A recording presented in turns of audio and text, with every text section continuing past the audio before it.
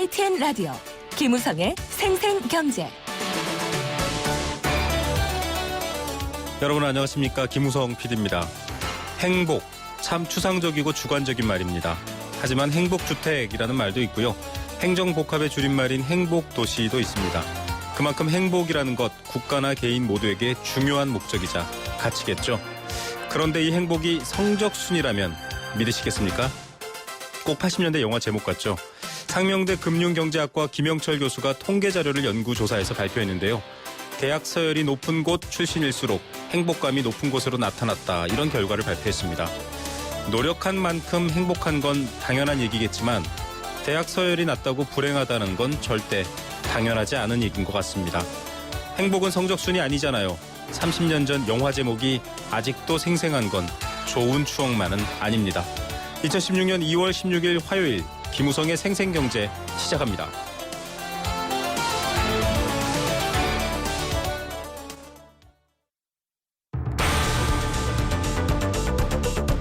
이 시각 주요 경제 뉴스 브리핑. 내일 아침 경제신문을 미리 만나는 경제뉴스 브리핑 시간입니다. 오늘 한국은행 금통위에서 기준금리가 동결됐습니다. 전 세계 중앙은행이 금리를 내리는 마당에 한국은행의 동결 어떤 의미인지 잠시 후에 전해드리겠고요. 만능통장이라 불리는 ISA 그리고 계좌 이동제 과연 혜택만 있을까요? 이면 짚어봅니다. 6호의 구매력 만만치 않습니다. 춘절 기간 중국 관광객의 씀씀이 어땠는지 알아보겠습니다. 비즈니스워치의 김춘동 기자 연결합니다. 안녕하십니까? 네, 안녕하세요. 네. 자, 금통위에서 드디어 기준금리 나왔는데 동결로 발표가 됐네요. 네, 그 연 1.5% 수준으로 유지를 했습니다. 네. 작년 6월 이후에 8개월째 이제 기준금리를 묶어둔 건데요. 최근 시장에서는 이 기준금리를 내려서 경기 부양을 좀 뒷받침해야 된다 이런 목소리가 좀 있었습니다. 네. 실제로 최근에 국내 경제 상황을 보면 이 내수 회복세는 꺾이고 수출은 좀 오히려 더 악화되고 있고요. 여기에 대해 중국과 일본 경제에도 경고등이 커졌습니다. 중국의 지난달 수출이 11%나 줄면서 시장이 예상치를 밑돌았고 일본 역시 작년 4분기 경제 성장률이 마이너스에서 벗어나지 못했는데요. 이렇게 이 대외 경제 여건이 좋지 않은데도 이 한국은행은 상황을 좀 더 지켜보겠다 이런 선택을 한 겁니다. 예, 금통위 7분이지 않습니까? 금융통화위원회. 네. 예, 소수 의견에서는 금리 인하 얘기도 나왔다고 하는데 네. 그만큼 좀 기준금리 인하에 걸림돌이 많다 이렇게 볼 수 있는 거네요. 네, 한국은행도 최근에 국내 경기 개선 흐름이 주춤하고 있다는 데는 동의를 했습니다. 네. 다만 세계 경제의 불확실성이 좀 커지고 있어서 이 기준금리 인하에 따른 후폭풍을 좀 가늠하기 어렵다는 게 문제인데요. 특히 이제 글로벌 정시가 좀 불안한데 기준금리를 내리면 이 외국인 자금의 이탈을 부채질할 수도 있습니다. 새해 들어서도 크게 꺾이지 않고 있는 가계부채도 좀 걸림돌을 작용하고 있는데 이주열 한국은행 촌지에는 이 대외 여건이 불확실한 상황에서는 기준금리 조정에 신중을 기해야 된다 이런 견해를 밝혔습니다. 네. 반면 시장에서는 여전히 2월이 지난 3, 4월 기준금리 인하 기대감이 좀 갈수록 커지고 있는 상황입니다. 예, 전문가들도 또 일본이라든가 유럽과는 우리가 다르기 때문에 섣불리 내릴 수는 없다라고 하지만 일단 심리 자체는 모두들 좀 내렸으면 하는 것 같습니다. 네, 맞습니다. 자, 계좌 이동제 그리고 만능통장이라 불리는 ISA 개인 종합 자산 관리 계좌 드디어 이제 3월에 나올 텐데 네. 지금부터 대대적인 마케팅 전쟁이 벌어지고 있네요. 네, 은행들이 좀 사전에 고객 잡기 경쟁에 나서고 있는 건데요. 신한은행은 작년 말에 이어서 이달에도 이 자동차를 내건 경품 이벤트를 마련을 했습니다. 네. 자동차 외에 스타일러, 로봇 청소기, 백화점 상품권 등도 이 경품으로 내걸었고요. 한국 SC은행도 이 계좌 이동제 확대에 맞춰서 이 주거래 대표 상품에 가입하는 고객에게 자동차와 아이패드 등을 내건 이벤트를 3월 말까지 진행을 합니다. NH농협은행은 다음 주부터 이 이벤트를 하는데 ISA에 가입하는 고객을 대상으로 200만 원 상당의 골드바까지 증정하는 이벤트를 준비 중이라고 합니다. 우리은행과 KB하나은행도 이 국내외 여행권 상품을 내걸고 지금 이 이벤트를 추진을 하고 있습니다. 예, 이렇게 상품까지 걸 만큼 고객을 끌어당겨야 하는 은행의 절박함이 보여지는 것 같은데 네. 이렇게 하다 보면 좀 부작용도 있지 않을까요? 맞습니다. 은행에서 사실 자동차를 경품으로 내건 건 흔한 일은 아닌데요. 그만큼 말씀하신 대로 은행들의 상황이 좀 다급하다 이렇게 볼 수가 있습니다. 이 경쟁이 치열해지는 만큼 이 부작용도 좀 생길 수가 있는데 특히 지금 은행들은 최근에 수익성이 좀 계속 나빠지고 있는데 이 경쟁이 좀 과열 양상으로 치달으면 수익성에 더 나쁜 영향을 좀 미칠 수도 있다 이런 지적이 나오고 있고요. 이 고객 입장에서도 마찬가지인데 ISA만 봐도 은행들이 겉으로는 여러 이벤트를 내걸고 있지만 아직 포트폴리오 구성이나 인건비나 수수료 등의 준비는 좀 부족한 상황입니다. 이런 상황에서 마케팅에만 좀 치중을 하고 있는데 여기에 현혹되면 좀 문제도 좀 있을 수 있으니까 좀 꼼꼼하게 좀 비교하는 자세가 필요할 것 같습니다. 예, 부록이 아니라 본편에 충실해야 된다. 즉 네. 마케팅 상품이 아니라 실제 나에게 맞는 IS 계좌의 혜택들을 꼼꼼히 살펴봐야 될 것 같습니다. 자, 뭐 전 세계 관광 시장의 주요 고객이자 뭐 우리도 늘 얘기하지만 중국인들 이 전 세계 사치품의 절반을 사들인다고요. 어마어마하네요. 네, 그 신화통신을 비롯해 중국 언론이 보도를 한 건데요. 중국인들이 지난해 해외에서 소비한 돈이 그 1조 2천억 위안, 우리 돈으로 약 223조 원에 달했습니다. 특히 명품 핸드백, 화장품 등 이 사치품 소비액이 141조 원에 달했는데 전 세계 사치품 소비의 46%에 해당하는 금액이라고 합니다. 중국인들의 해외 소비는 2005년부터 지난해까지 매년 27% 이상 급증하고 있는데요. 그러면서 뭐 중국인들을 두고 걸어다니는 지갑이다 뭐 이런 별명을 얻기도 했는데 국내 소비 증가율은 10% 정도에 그쳐서 중국 해외 소비를 좀 따라가지는 못하고 있다고 합니다. 예, 걸어다니는 지갑. 좀 여러 의미가 있을 것 같은데 지난 춘절 기간 동안 또 우리나라에 와서도 돈을 꽤 썼죠, 유커들이. 네, 그 국내 주요 백화점 3사의 유커 매출을 보니까 작년보다 50% 이상 늘었다고 합니다. 이 백화점에서는 그 방금 말씀하신 대로 주요 명품 브랜드, 이 고급 화장품 등을 구매한 것으로 나타났는데요. 국내 인기 드라마 속의 한류 스타가 착용한 제품도 이 매출 상위권에 들었다고 합니다. 또 이 백화점과 함께 유커가 많이 찾는 대형 마트의 매출도 최대 2배 이상 늘었다고 하는데 네. 이 대형 마트에서는 주로 뭐 한방 샴푸, 이 봉지 라면을 샀다고 하고요. 이 화장품의 경우에도 이 마스크팩, 스킨케어, 뭐 헤어케어 등으로 이 다양한 상품군이 인기를 끌었다고 합니다. 예, 집 근처에 있는 대형마트들 가보면 요새 뭐 중국어 안내, 뭐 중국말을 할 줄 아는 사원들 반드시 있더라고요. 그만큼 또 이들의 지갑이 열려야 된다 이런 절박함이 있는 것 같습니다. 자, 기초연금 수급률이 67%밖에 되지 않는다. 이렇게 복지 정책이 원하는 정책의 효과만큼 다다르지 못한다면 좀 문제 있을 텐데 어떤 내용이죠? 네, 그 보건복지부가 지난해 기초연금을 받은 만 65세 이상 이 노인 수급자를 잠정 집계했더니 448만 명으로 나타났습니다. 네. 작년 10월 현재 노인 인구가 673만 명 수준이니까 한 67% 정도 되는 숫자인데요. 네. 정부의 목표치인 70%는 좀 못 미쳤습니다. 복지부는 지난해 이 기초연금을 받을 수 있는 소득 기준인 소득 인정액을 소득 하위 74.1%로 잡는 등 수급 대상 범위를 좀 확대해 왔는데 수급률 목표에는 좀 여전히 좀 달성하지 못한 겁니다. 예, 이렇게 확대하고 좀 많은 분들이 받도록 했는데도 결국은 67%, 70%라는 목표에 3%나 모자랐는데 그 이유가 어떤 거죠? 네, 그 본인이 기초연금을 받을 수 있는 대상인데도 신청을 하지 않는 경우가 많다고 하는데요. 실제로 이 소득과 재산 등을 따져봤을 때 소득 하위 70%에 포함이 되는데도 아예 신청조차 하지 않는 노인이 좀 꽤 된다고 합니다. 이 기초연금을 신청했다가 탈락했더라도 이 물가 상승률을 반영해서 해마다 이 산정 기준액이 오르면 기초연금을 받을 수도 있다고 하니까 이 기초연금을 받지 않고 있는 분들은 일단 좀 해당 지자체에 문의를 해보시는 게 좋습니다. 또 이 복지부가 기초연금을 신청했다가 선정 기준에 맞지 않아서 탈락한 노인들을 대상으로 5년간 매년 이력을 조사해서 이 기초연금을 받을 수 있을 것으로 보이면 이 기초연금을 신청하도록 안내하는 제도도 운영하고 있다고 하니까요. 여러모로 일단 신청을 하시고 보는 게 좀 좋을 것 같습니다. 네, 방송을 듣고 계신 또 어르신분들 혹은 부모님을 두신 분들은 지금 동사무소나 구청에 가서 기초연금 신청하시라고 말씀해 주셔야 될 것 같습니다. 자, 국제유가 떨어지고 있는데 드디어 경유 가격도 평균 가격이겠죠. 리터당 처음으로 10년 만에 1,100원 아래로 떨어졌다. 저희 동네는 990원대도 있더라고요. 1,010원 아래로 떨어졌죠. 예, 1,010원 아래로 떨어졌죠. 예, 1,100원. 예. 유가정보 시스템 오피넷에 따르면 오늘 오전 9시 현재 전국 주유소의 평균 경유 판매 가격이 1,098원으로 나타났습니다. 네. 말씀하신 대로 이 경유 가격이 리터당 1,100원 아래로 떨어진 건데 2005년 7월 이후 10년 7개월 만이라고 합니다. 이 경유 가격은 작년 12월 7일에 1,223원으로 정점을 찍은 뒤에 2달 넘게 하루도 빠짐없이 떨어지고 있는데요. 다만 최근 이 국제유가와 제품 가격이 좀 상승세로 돌아서면서 이 경유 가격이 1,000원 밑으로 떨어지기는 어렵다. 뭐 이런 좀 분석이 나오고 있습니다. 네, 알겠습니다.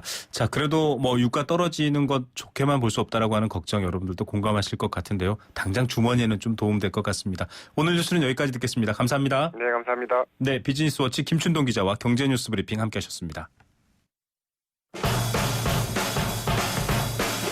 가장 빠른 증시 분석. 오늘의 증시 분석. 네, 그래서 마감한 따끈따끈한 장 전해드립니다. 신한금융투자 곽상준 부지점장 연결합니다. 안녕하십니까? 네, 안녕하십니까. 박선준입니다. 네, 오늘은 글로벌 또 코스피 증시 모두 온기를 좀 되찾는 것 같은데 마감 시황 어떻습니까? 네, 맞습니다. 지난주에 패닉을 거듭하는 흐름이었는데요. 이제 이틀 연속 상승에 이번 주 성공하면서 숨을 조금 고르는 양상 나타내고 있습니다. 오늘 거래소 종합주가지수는 전일 대비 26.10포인트, 1.40%가 상승하면서 1888.30포인트를 기록을 했는데요. 아침부터 시종 계속해서 상승하면서 마감 종가가 거의 고점 부근에서 마감됐다라는 게 의미가 있다 이렇게 볼 수 있겠습니다. 코스닥 시장도 마찬가지였는데요. 전일 대비 13.58포인트, 2.19% 상승하면서 634.95포인트를 기록하는 모습을 보여주었습니다. 전일 같은 경우 대형주들 강세에 비해서 중소형주들의 강세폭이 떨어진 것에 비해서는 좀 약했기 때문에 중소형주 개별주 투자자분들이 주가가 상승함에도 불구하고 굉장히 고민을 많이 했는데요. 오늘은 중소형주들이 대형주보다 조금 더 강한 양상을 보여주면서 이러한 그동안의 걱정을 조금 해소시키는 그런 분위기였다 이렇게 볼 수 있겠습니다. 오늘 특징적인 부분은 외국인들이 오랜만에 시장에서 매수를 해주었는데요. 오늘 거래소에서는 개인들만이 매도를 했고 외국인과 기관이 매수했고요. 코스닥은 반대로 개인들만이 매수했고 외국인과 기관은 매도하는 흐름들을 보여주었습니다. 네. 업종 흐름으로 따져보면 대형주, 중소형주 고르게 상승하긴 했습니다만 중소형주들이 조금 눈에 띄는 흐름들을 보여주었고요. 그동안에 많은 폭의 하락을 보여주었던 제약주가 업종적으로는 가장 높은 제약의약 업종이 높은 상승세 보여주었고 또 LG전자가 상승하면서 또 하나 OLED 관련 부품 장비주들이 좀 오른 부분도 좀 눈에 띄는 대목이었다 이렇게 볼 수 있겠습니다. 네, 지금 환율과 유가도 상승세인데요. 이 환율과 유가도 지금 증시에 아주 민감한 영향을 주는 요소로 알고 있는데 오늘 네. 시황에는 어땠습니까?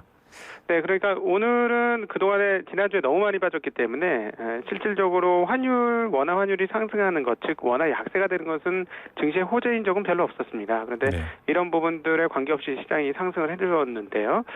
지금 사실은 지난주에 이제 간략하게 언급을 드리자면 저희 쪽에서 보는 입장 중에 하나는 일본이 마이너스 금리를 채택하면서 세계 금융시장에 대단한 혼란이 온 것이다 이렇게 네. 볼 수 있겠고 지난주가 그런 혼란의 하이라이트 구간이었다 이렇게 간단하게는 설명드릴 수 있을 것 같습니다. 그래서 이 부분들이 조금 완화되어 가고 있는데요. 이제부터 과연 시장이 어디다 초점을 맞출 것이냐입니다.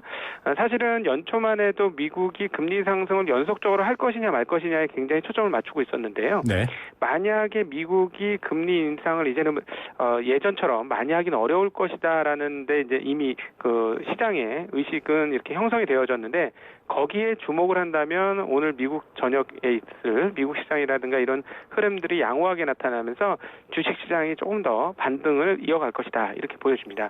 근데 앞서 잠깐 말씀드렸듯이 조금 긴 얘기가 될 수 있겠습니다만은 일본의 마이너스 금리가 왜 이렇게 시장에 큰 타격을 줬느냐? 네. 그것은 아무래도 안전자산 선호도 있습니다만 안전자산 투기가 일어났다고 저 개인적으로는 보고 있는데요. 네. 그러니까 마이너스 금리가 되자 금리 쪽에서 추가적인 금리 하락으로 인해서 채권 시장의 추가 상승을 기대한 투자 자금들이 몽땅 엔화로. 채권 시장으로 네.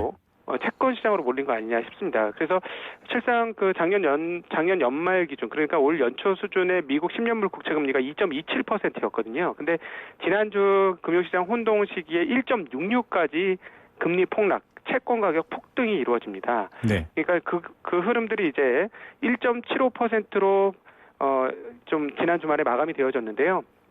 미국 금리가 조금씩 올라가는 흐름들을 보여준다면 위험 자산인 주식 자산이라든가 원자재 자산은 조금 유리한 국면으로 가지 않겠느냐. 그래서 일단 그런 식의 흐름들을 보여준 다음에야 환율에 대해서 신경 쓰는 시장이 시작되지 않겠느냐. 네. 이렇게 예상을 하고 있습니다. 그래서 사실은 환율만 봐서는 시장이 지금 눌려야 되는 상황인데요. 네. 워낙 많이 빠졌기 때문에 빠진 부분들을 회복하는 것이고 지나친 안전자산 선호 현상에서 조금 안전자산 선호의 흐름들이 정점에 도달하면서 꺾이게 되자 위험자산 주식시장이 지금 반등을 하고 있는 것이다. 근데 이 흐름이 계속 갈지 여부는 미국 금리에 시장이 어떻게 반응을 할 것이냐가 가장 중요한 포인트가 되겠다 이렇게 생각을 하고 있습니다. 예, 알겠습니다. 오늘 말씀 여기까지 듣겠습니다. 감사합니다. 네, 고맙습니다. 네, 신한금융투자 곽상준 부지점장이었습니다. 건강기능식품 광고입니다. 장사를 하다가 급하면 잠깐씩 문을 잠그고 갈 수밖에 없는데 손님들한테 미안하죠. 한 번이라도 시원하게 아는 사람끼리 통하는 대한민국 1등 브랜드 CJ 제일제당 전립소 080-000-9988 1등 브랜드는 07년에서 14년 식약처 소팔메토 생산 실적 기준입니다.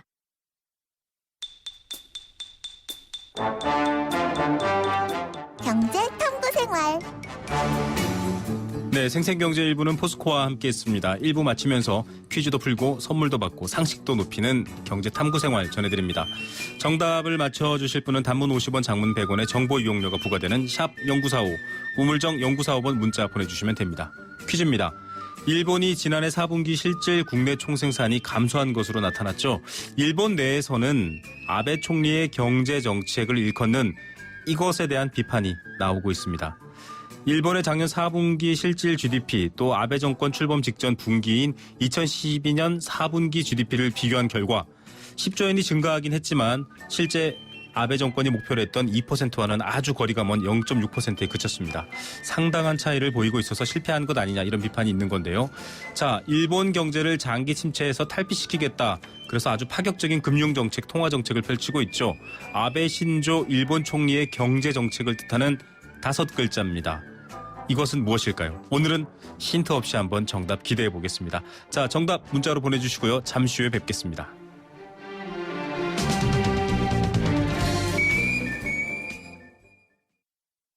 YTN 라디오 캠페인 물 없는 한라산, 물 없는 제주 바다를 상상할 수 있나요? 제주의 아름다운 자연과 풍경은 깨끗하고 건강한 물이 있기에 가능합니다.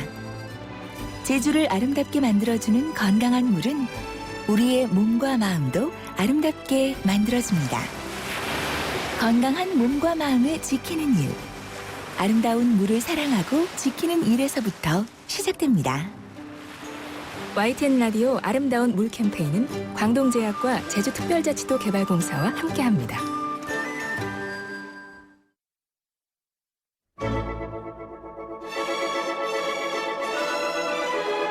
삶을 위한 생생한 라디오 경제. YTN FM 김우성의 생생경제. 네, 생생경제 2부 문을 여는 지금은 3시 27분 40초를 향해 가고 있습니다. 자, 경제 뉴스 보면 항상 돈과 관련된 얘기도 있겠지만 정의와 관련된 일도 많이 있습니다. 오늘 기사 제목 중에 단군 이래 최대 담합이라는 표현까지 등장했었는데요. 공정거래위원회가 신한은행 등 시중은행권 CD 양도성 예금 증서입니다. 양도가 가능한 예금 증서 금리 담합 혐의에 대해서 잠정적으로 담합이다 이렇게 결론을 내렸습니다. 은행 의견도 수렴해서 최종 결정은 아직 미뤄둔 상태인데요. 이 소식 전해지자 과거 은행 CD금리 담합과 관련해서 집단소송을 제기했던 금융소비자원이 다시 소송 준비를 재개하고 있습니다. 그동안 은행들이 CD금리 담합을 한 것인지 어떤 것인지 조금 자세한 이야기 알아보겠습니다. 금융소비자원의 조남희 대표 연결합니다. 조 대표님 안녕하세요. 안녕하세요. 예, 반갑습니다. 네, 아침에 이 뉴스로 온통 들썩였는데요. 공정위가 6개 은행 CD금리 담합 의혹에 대해 담합이다라는 잠정 결론을 내렸거든요. 좀 그간의 과정 소개해 주시죠. 네, 2008년도 하반기부터 그 CD금리가 굉장히 많이 올라 있었거든요. 네. 그래서 이제 2008년도 말에 그 금융위기 이후에 CD 금리의 비정상적인 상태로서 대출이자 시장의 대출이자가 상당히 높다는 그 시장의 불만이 많았습니다. 네. 그래서 그러한 불만이 많이 제기되는 와중에 계속적으로 소비자의 대출금리 피해가 크다는 그러한 그 불만이 많아서 저희가 이 CD 금리가 너무 높다. 왜 금리가 이렇게 조작돼 있다 이런 것들을 주장을 계속 하는 중에 2012년 7월 달에 갑작스럽게 공정위에서 6개 은행을 조사를 들어갔거든요. 그래서 담합 의혹을 3년 7개월 만에 이제 담합의 의혹이 있다는 일정 부분의 결론을 내리고 지금 일단은 6개 금융사에 그 소명의 기회를 지금 주고 있는 그러한 상황입니다. 예. 자, 2013년 9월, 12월 또 2014, 15년에 이제 추가 조사를 했습니다. 뭐 근거 없이 지금 나온 얘기가 아닌데 국공채 등 주요 지표 금리가 하락했다. 다시 말해서 국가적으로 혹은 정책적으로 이자를 조금 낮추고 있음에도 불구하고 CD 금리, 은행들은 금리를 내리지 않고 유지했다는 거거든요. 일단 그 배경이 궁금해요. 은행이 왜 이렇게 했는지 또 이렇게 해서 얻은 이득은 얼마나 되는지 궁금한데요. 네, 그렇습니다. 금융위기 이전에는 CD를 통해서 은행들이 많은 자금을 조달해 왔었습니다. 그러면서 이제 과도하게 시장 금리가 높아졌기 때문에 CD를 발행을 좀 자제하도록 하면서 CD가 이제 발행이 좀 상대적으로 적었는데요. 발행이 적으면서 어떤 문제가 있냐면 발행은 200억을 발행을 하고 대출은 300조 원이 있기 때문에 200억에 대해서 그 CD 금리를 높여서 발행을 하면 200억의 수신 상품에 대한 금리만 높여주고 대출 금리인 300조 원에 대해서 대출 금리를 많이 받을 수 있기 때문에 은행들이 이러한 금리의 메커니즘을 잘 알고 있기 때문에 이러한 것들을 조작 담합으로서 금리를 더 받아오면서 그 이익을 많이 챙겼다는 것이죠. 예, 지금 말씀하신 내용 주장을 좀 추려보면 결국 이 CD 금리를 통해서 실제 소비자들이 대출했을 때 부담해야 될 이자액을 많이 받을 수 있도록 은행이 그런 메커니즘을 이용했다. 이런 그렇습니다. 말씀이시죠. 자, 그런데 지금 은행들은 또 굉장히 반발을 하고 있습니다. CD 금리 담합 의혹이 제기된 2011, 12년도 CD 발행이 거의 없었다. 또 하나는 발행도 하는 CD 금리를 담합해서 무슨 이득을 얻느냐. 이렇게 얘기를 하고 있거든요. 어떻게 보십니까? CD 발행 물량은 상대적으로 많이 줄였습니다. 줄인 건 사실인데요. 그러나 발행한 것이 거의 없지는 않고 아까 말씀드렸던 대로 200억이라든지 300억이라든지 이제 아주 적은 금액을 발행을 하면서 이 금리를 높여서 발행을 했고 이 높여서 계속 유지되게끔 또한 장기간 동일하게 유지되게끔 했던 거죠. 그러니까 시장 금리는 계속 떨어졌음에도 불구하고 의도적으로 동일한 금리를 장기간 계속 이용했다는 데 문제가 있었던 거죠. 결국 정책적인 금리를 좀 저항한 게 아닌가 이렇게 보이기도 하는데요. 자, CD 금리에 대해서 또 은행권에서는 이런 말을 하고 있습니다. 자, CD 금리를 일정 수준으로 유지하라라는 취지의 당시의 금융당국의 행정 지도를 따랐다. 그러니까 계속 내 탓은 아니다. 난 그러지 않았다. 지금 이렇게 얘기하고 있는 거거든요. 예. 소송을 준비 중이신데 이 입장 어떻게 보십니까? CD 금리는 발행하는 거는 은행이 발행합니다. 그러니까 내가 200억 원어치를 3%로 발행합니다. 이렇게 하면 그것을 유통합니다. 증권회사에서는 그걸 판매하는 구조예요. 유통회사입니다. 증권회사는 그러니까 발행한 회사가 어떻게 보면 금리를 지배적으로 유도를 할 수 있는 거죠. 그거를 이끌고 갈 수 있는 그러한 금리 체계를 은행들이 적게 상품은 발행하고 많은 거액의 대출 이자를 크게 받는 이러한 구조를 저희가 이제 그거를 활용해 왔다는 것인데요. 이러한 부분에 대해서는 국가기관인 공정위가 3년 7개월 동안 얼마나 정밀하게 조사를 했겠습니까? 그러니까 이 부분에 대해서는 지금 은행연합회나 은행들이 과거 4년 전의 논리를 그대로 지금 또 이렇게 반복하는 것은 소비자들을 신뢰하지 못하게 하는 그러한 또 작용할 것으로 보기 때문에 소비자의 신뢰를 위해서는 그러한 논리는 좀 이제 다른 논리로 좀 대체가 됐으면 합니다. 예. 자, 이 CD 금리 아까 말씀하셨던 것처럼 이제 발행, 이를테면 생산을 은행에서 하는 거고 유통은 증권사에서 하는 건데 결국 증권사도 표현이 좀 격할 수 있겠지만 같은 책임을 지고 있다, 공범이다 이렇게 볼 수 있는 건가요? 증권회사에서는 이제 이러한 기능을 이제 유통한 금리를 이제 금융투자협회에다 보고를 하게 돼 있는데요. 그러한 보고가 이제 실질적인 금리를 반영하고 있는지에 대한 어떤 면밀한 검토 없이 그냥 기계적으로 또 했다고 하는 그런 문제점은 있지만 증권사의 입장에서는 이득이 되면 됐지 이러한 금리의 변동으로 인해서 손해볼 건 없기 때문에 증권사들도 이러한 것들을 암묵적 동조했다. 문제시하지 않고 동조한 그러한 그 금융권이라고 볼 수 있는 거죠. 예. 그리고 이게 저희가 이렇게 문제 제기를 하는 이유는 결국은 소비자들의 피해 또 네네. 개인 이제 금융자들의 피해들 때문인데 네. 그간 사실 2번 소송을 하셨고 뭐 패소를 하셨습니다. 관련해서 피해자들의 어떤 사례들이 있었죠? 소송과 관련해서? 패소를 했다고 하는데요. 네네. 그건 저희는 패소를 하지 않고 네네. 어떤 다른 목적을 가진 자기 이름을 알리기 위한 어떤 분들이 네. 3명이 네네. 아무런 어떤 금융의 어떤 전문 지식 없이 자신들의 그 언론에 노출을 하기 위해서 3명이 그 네네. 소송을 제기했다가 증거 불충분으로 바로 얼마 만에 이게 패소를 했거든요. 네네. 그거는 실질적인 소비자 소송이 아니라고 볼 수 없고요. 금융 소비자원과는 좀 무관한 그렇습니다. 내용입니다. 그다음에 저희가 그건 제가 소송하고 있는 정정하겠습니다. 것은 네. 현재 진행 중입니다.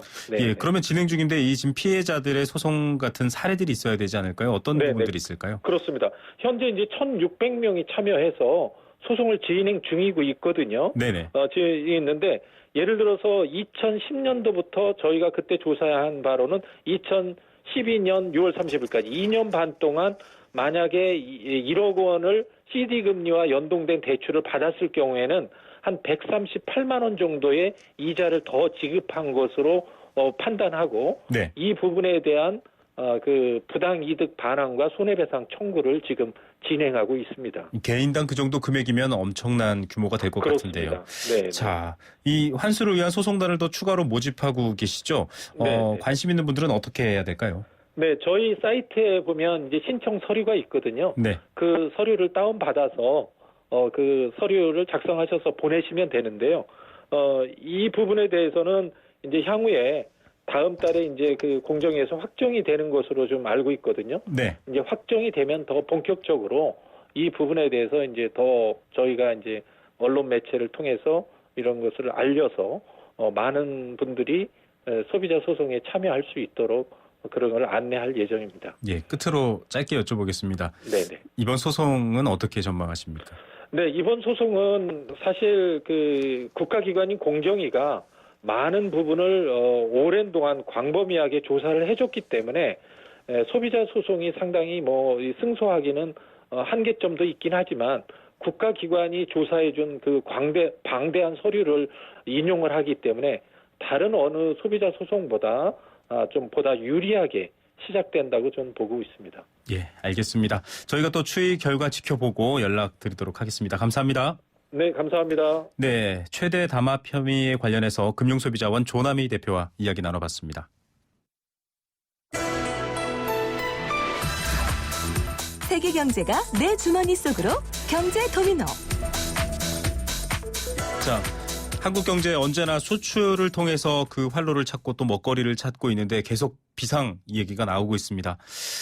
날아오른다라는 비상이면 좋을 것 같은데요. 정반대 의미로 큰일 났다. 이런 비상입니다. 이번 달 역시 수출 실적 지금 굉장히 어렵게 집계되고 있습니다. 감소세 27%, 통계가 시작된 70년 이후 역대 최장인 14개월 마이너스 기록을 세우고도 있는데요. 이 수출 감소 그냥 감소하는구나라고 볼 문제가 아닙니다. 심각한 경제 문제인데요. 경제 도미노 시간에 짚어보겠습니다. 건국대학교 경제학과 최백은 교수 연결돼 있습니다. 교수님 안녕하세요. 네, 안녕하세요. 자, 이 지난 10일까지 집계된 수출 감소세 20%나 감소했다.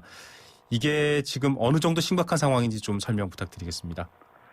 예, 이게 지금 저는 이제 안타깝지만 불가피하다고 생각하는데요. 네. 문제는 이게 이제 예고된 것이라는 점입니다. 네. 우리가 그 2000년대 약 2000년부터 2011년까지요.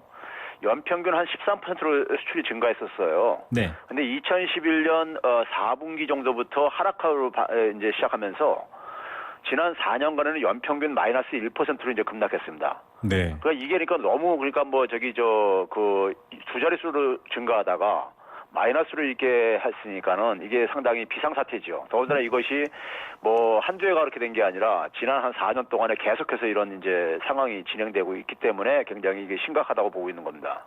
자, 원인에 대해서도 방금 말씀하셨지만 국제적 상황, 글로벌 상황도 얘기를 하시고 있지만 유독 좀 우리나라만 이렇게 감소세가 가파르게 꺾이는 이 이상 신호인데 원인은 어떻게 봐야 할까요? 예, 맞습니다. 글로벌 수요 둔화도 한 가지 요인이지만요. 이게 이제 구조적 요인이라는 점입니다. 지난 4년 동안에 이게 이렇게 진행되고 있다는 얘기는 이게 일시적인 게 아니라 구조적인 측면에서 봐야 되는데요. 네. 간단히 말하면 한국 제조업의 경쟁력 약화에서 비롯하고 있습니다. 네. 그러니까 우리나라는 그러니까 기본적으로 제조업 기반의 경제 성장을 했고 제조업 기반의 수출을 해왔습니다. 네. 예를 들어서 우리가 전체 수출액 중에서 한 60% 차지하는 게 이제 10대 수출 상품들이라고 그러는데요.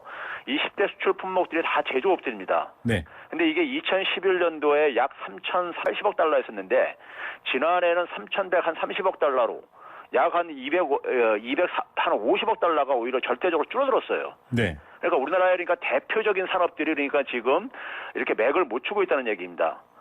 그래서 우리가 또 이것이 경제 성장에도 그대로 영향을 미치고 있는데요. 우리가 과거에는 GDP 증가율보다도 제조업의 연평균 증가율이 성장률이 더 높았었습니다. 네. 제조업 중심으로 성장을 했기 때문에요. 근데 2010년 이후부터는 제조업의 성장률이 GDP 성장률보다 오히려 뒤떨어지고 있는 이런 상황에 있기 때문에 이건 우리나라 제조업의 그러니까 경쟁력 약화라고 이제 우리가 봐야 될 것 같습니다. 네. 좀 말씀하신 것처럼 이 경쟁력, 즉 수출 경쟁력이 약화되어 있다. 그러면 뭐 해법은 단순하게 말하면 강화겠지만 어떻게 강화하냐는 좀 다른 문제인 것 같거든요. 좀 내부적인 문제를 해결해야 된다. 뭐 구조 문제도 있고요. 어떻게 보십니까, 교수님? 예, 맞습니다. 이 경쟁력, 우리나라가 사실은 제조업 강국 중에 하나로 우리가 흔히들 얘기를 하고 그랬었거든요. 네. 그런데 이제 이렇게 우리나라 제조업의 경쟁력이 이렇게 약화된 것은요. 이제 상대적으로 우리나라 제조업 구조가 갖고 있는 이제 문제에서 사실 비롯되어지고 있는데요. 우리나라 제조업들이 사실은 특히 이제 주요 수출 산업들이 대기업들의 주력 사업입니다. 여기에 네. 또 심각성이 있는데 대개 이런 산업들은 우리가 흔히 중화학공업으로 알고 있듯이 자본 집약적인 산업입니다. 네. 그러니까 자본이 굉장히 막대한 자본이 투입돼야 되지만은 또 자본만 잘 동원하게 되면 추격하기도 좀 쉬운 이런 산업군들이에요. 네. 그래서 지금 우리가 대표적으로 중국이라든가 인도 등이 막대한 투자 자금으로 가지고 지금 추격을 하는 이런 이제 산업군들이거든요. 네. 바로 그러다 보니까는 이제 이게 경쟁력이 좀 약화되고 있는 건데 이 약화는 우리가 기본적으로 우리나라 매출액 10조 원이 넘는 간판 대기업들의 매출액이 지난해부터는 우리가 감소하고 빠르게 이게 감소폭이 확대되고 있는 데서도 우리가 이제 확인할 수 있는 부분들입니다. 네, 실적 쇼크가 나왔었죠. 예. 네. 자, 그런데 이제 말씀하신 것처럼 조선이나 철강, 뭐 기존의 자본 집약적인 이런 구조들에 대한 변화가 있어야 된다라는 주장은 되고 있는데 문제는 비교적 최근에 이제 우리가 주도하고 있었던 ICT 분야, 통신, 정보, 전자 분야까지도 감소하고 있거든요. 뭐 중국에 이미 따라잡혔다 이런 위기도 나오고 있거든요. 이 부분들은 사실은 쉽게 볼 문제가 아닌 것 같습니다. 당장의 대안도 쉬운 게 아니고요. 이 ICT 부분은 어떻게 보십니까? 그러니까요. ICT 분야가 우리가 중국보다 좀 앞서 있다고 우리가 생각하는 분야였었는데요. 네. 우리가 ICT의 대표적인 우리가 이 품목으로 가지고 한번 얘기를 해봅시다. 휴대폰, 반도체, 뭐 디스플레이, 컴퓨터라든가 컴퓨터 주변 기기 이런 것들이 주로 이제 ICT의 이제 상징적인 우리가 이제 품목들인데요. 네. 이 반도체 같은 경우 기본적으로 왜 이렇게 수출이 하락하고 있느냐? 세계 시장 수요 둔화하고요. 네. 그 다음에는 그것에 따른 이제 DRAM 가격 하락이 이제 거기에 맞물려 있고, 그러니까 글로벌 경기 둔화가 이제 바로 여기에 영향을 미치고 있고요. 네. 스마트폰이라든가 휴대폰 같은 경우는 세계 시장의 수요 둔화, 그러니까 스마트폰이 그러니까 글로벌 시장의 포화 상태에 이르렀다는 거 하고, 그 다음에 이제 중국 등 이제 후발업체가 공세를 하고 있습니다. 중국에서 우리가 그러니까 삼성전자가 이제 화웨이 같은 데 밀리고 있듯이 그러니까요. 맞습니다. 그다음에 뭐 디스플레이 같은 경우도 마찬가지입니다. 글로벌 수요 둔화하고 중국 업체들이니까 추격. 그러니까 이게 공격적인 생산 확대에 따라서 이제 단가 하락이 이어지면서 이제 충격을 받고 있듯이 기본적으로는 그러니까 우리가 글로벌 수요 둔화하고 중국의 그러니까 경쟁력 격차 축소가 이제 핵심적인 원인으로 우리가 봐야 된다는 점에서 전체 수출 구조의 문제하고도 우리가 일맥상통하고 있습니다. 예, 이런 상황인데 사실 또 미국은 뭐 저희가 최근에 인터뷰를 했었지만 환율 조작 국가로 한국을 지목해서 제재할 움직임도 보이고 있거든요. 다시 말해서 이 부분에 대해서는 저희가 수출에 관련해서 전혀 경제 외교를 하고 있지 않다 이런 비판도 하고 있습니다. 이 부분은 어떻게 보십니까? 그러니까요. 우리나라가 지금 상당히 안 좋은 상황인 것이요. 이렇게 흔히 우리가 이제 불황형 흑자라고 얘기를 하고 있잖아요. 네.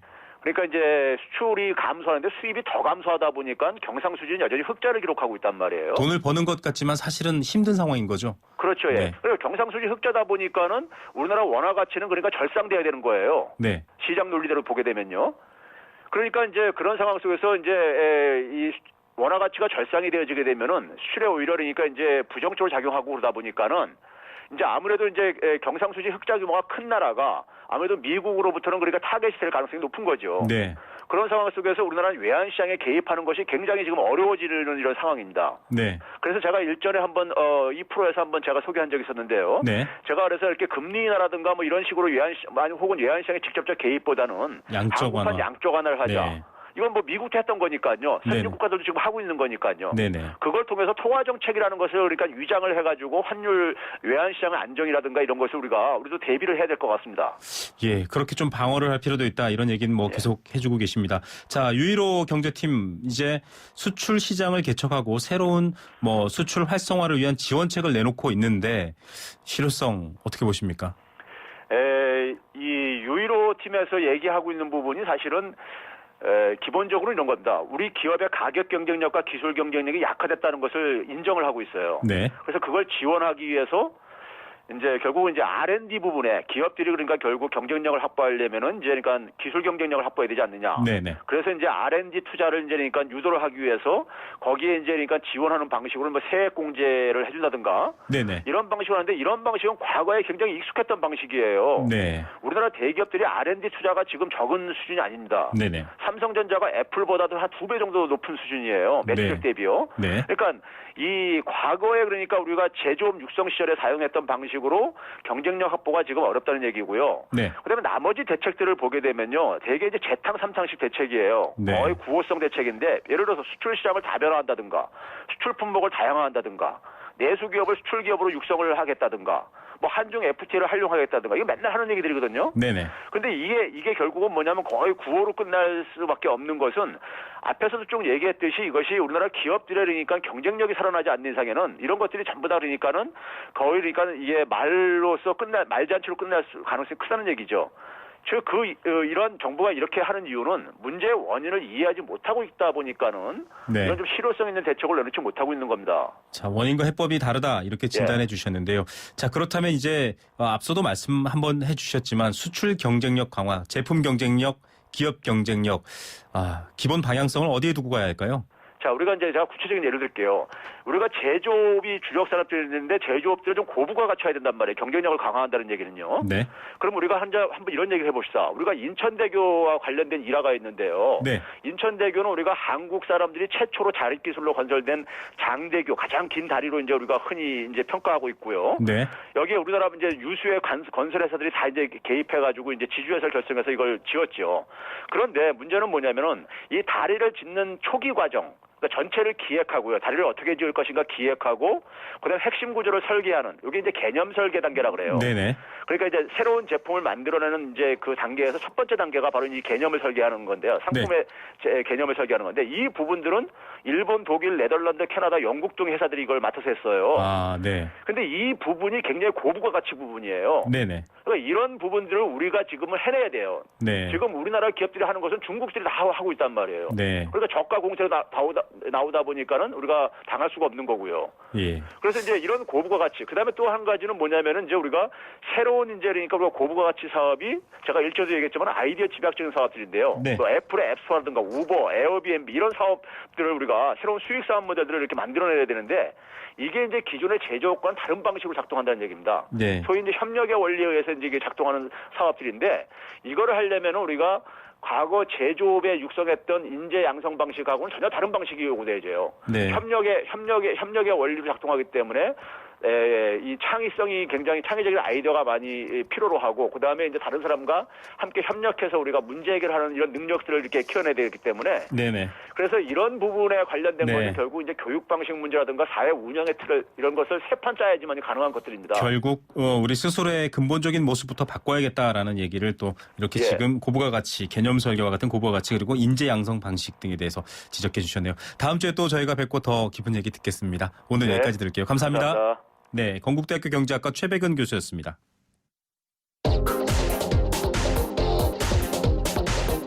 부동산 긴급 진단. 네, 먹고 사는 문제에 있어서 또 집만큼 중요한 게 없습니다. 부동산 관련 최신 이슈 알아봅니다. 센츄리 21 코리아 김희선 전무 연결합니다. 안녕하십니까? 네, 안녕하세요. 네, 한국은행 발표 1월 금융시장 동향에 따르면 새 주택 거래 둔화됐는데도 대출은 늘었습니다. 이거 어떻게 봐야 되죠? 예, 말씀하신 것처럼 1월의 주택 매매 거래량은 작년보다 21.4%나 급감했습니다. 네. 그런데도 불구하고 가계대출은 역대 1월에 비해서 가장 많이 증가를 했다고 발표가 됐어요. 네네. 특히 전월보다 무려 2조 2천억 원 정도 늘었다고 되는데요. 네네.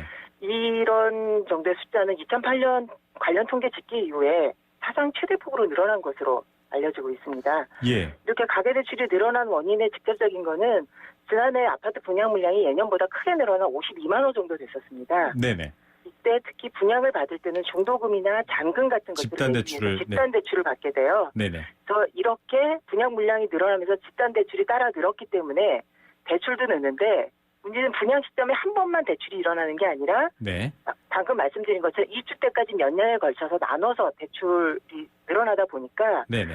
거래는 적었음에도 불구하고 여전히 대출이 일어나는 것은 커진 거죠. 네. 그래서 앞으로도 당분간은 거래가 줄더라도 이런 집단 대출 증가 영향 때문에 계속적으로 대출폭은 늘어날 거로 예상이 되고 특히 지금 2월부터 개인들이 대출을 받는 심사 기준은 강화가 됐습니다만 그랬죠. 네. 집단 대출은 여기에서 제외가 제외됐습니다. 예, 그래서 당분간 가계대출은 늘어날 것으로 예상이 되고 있어요. 예, 뭐 아파트 공급이 늘었기 때문에 집단 대출의 영향으로 가계대출은 계속 큰 폭으로 증가할 것 같다 혹은 유지될 것 같다 이렇게 설명해 주셨습니다. 자, 자신의 집을 마련할 수 없는 청장년층이 큰 폭으로 늘어났다. 얼마 전에도 저희가 말씀드렸는데 7년 동안 아무것도 하지 않고 월급만 모아야 겨우 전셋집 구한다 이런 얘기도 있었거든요. 어떻습니까? 예, 수도권 같은 경우는 그 정도로 심각한데 최근에 국토연구원이 발표한 자료에 따르면은요. 네. 30대의 경우에 자기 집을 보유할 수 있는 비율이 2012년에는 27% 정도가 됐답니다. 네네. 2012년 기준으로 27% 정도가 되는 거고요. 그보다 전에 한 6년 전에는 한 40% 정도까지 자기 집을 가질 수 있었어요. 30대에. 네네. 근데 이게 절반 정도까지 지금 줄어든 상태이고요. 네네.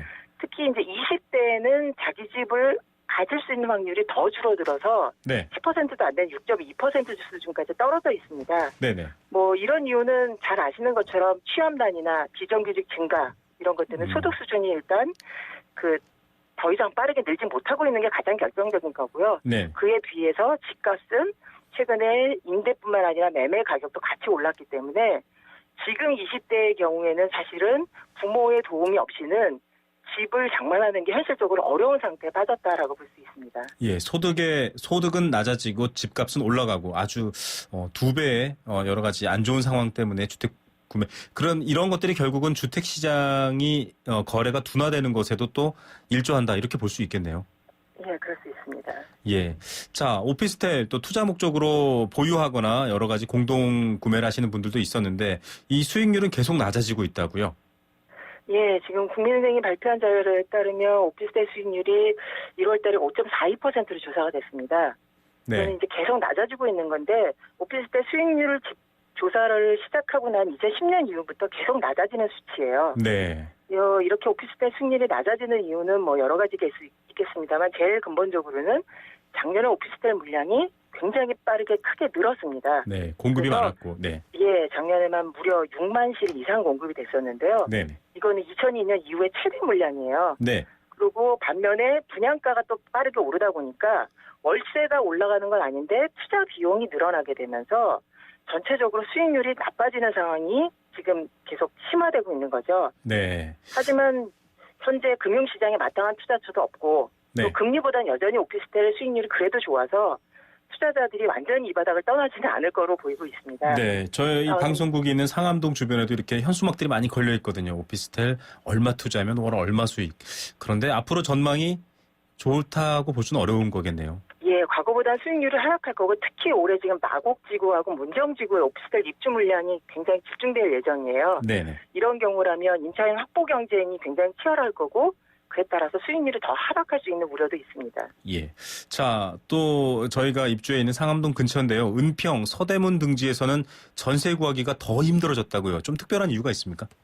예, 물론 전세집의 경우에는 구하는 사람과 전세를 줄 수 있는 집이 딱 맞으면 사실 시장이 안정되는 게 정상인데 네. 특히 이런 서울 서부권 지역에 지금 전세 구하기가 힘들다라고 하는 발표는 한국감정원이 그 지역 공인중개사들을 대상으로 해서 수요 공급 상황에 대한 체크를 했을 때 나온 결과예요. 네네. 그런데 지금 이 지역 같은 경우는 재개발이나 재건축 사업이 진행 중인 곳들이 꽤 있습니다. 그렇죠. 예, 그러고 반면에 도심하고 접근성들은 좋은 지역이라서 임차 수요는 꾸준하게 이어지고 있고, 근데 이주 물량이 많다 보니까 새로 들어갈 수 있는 집은 오히려 줄어드는 상황이라서 네. 전반적으로 서울 서부권의 전세 구하기가 다른 지역도 힘들지만 조금 더 어렵다라고 볼 수 있을 것 같습니다. 예, 수급 불균형 문제도 좀 해소할 수 있으면 좋겠다라는 생각도 듭니다. 오늘은 여기까지 듣겠습니다. 감사합니다. 네, 감사합니다. 네, 센츄리 21의 김희선 전무였습니다. 건강기능식품 광고입니다. 장사를 하다가 급하면 잠깐씩 문을 잠그고 갈 수밖에 없는데 손님들한테 미안하죠. 한 번이라도 시원하게 아는 사람끼리 통하는 대한민국 1등 브랜드 CJ 제일제당 전립소 080-000-9988 1등 브랜드는 07년에서 14년 식약처 소팔메토 생산 실적 기준입니다. 어려울 때 네 곁을 지켜주는 내가 있어. 다시 일어나. 힘내라 힘내라 힘내라 대한민국. 처음 마음 그대로 100% 당신 편에서 NH 농협은행. 옥수수 TV는 폰안에 옥수수 지루한 일상의 감 옥수수 재미없는 세상의 지옥수수 옥수수로 행복해를 살 옥수수 흥미진진 동영상을 즐겨봐 옥수수 심심할 땐 옥수수. 동영상이 우수수 모바일 동영상의 신세계 옥수수. 네, 생생경제 포스코 그리고 사람이 꿈꾸는 내일 롯데건설과 함께했습니다. 자, 오늘 정답이 좀 쉬웠나요? 그런데 정답으로 이렇게 랩을 해주시는 분들이 많네요. 6386님 아베노믹스 커피, 예, 이런 얘기도 해주셨고요. 또 아베노믹스 믹스되지 못한 노믹스 방송 잘 듣고 있습니다 라고 했습니다. 예, 감사드립니다. 8012님도 목소리 좋다고 김우성 PD 칭찬해 주셨는데 감사드리고요. 정답은 9955님입니다. 정답 아베노믹스, 경제 무식자 벗어나고 있습니다. 덕분에 깊이 있으면서도 단정한 목소리 잘 듣고 있습니다. 예, 목소리보다 내용이 더 좋은 방송 노력해서 여러분께 전해드리겠습니다.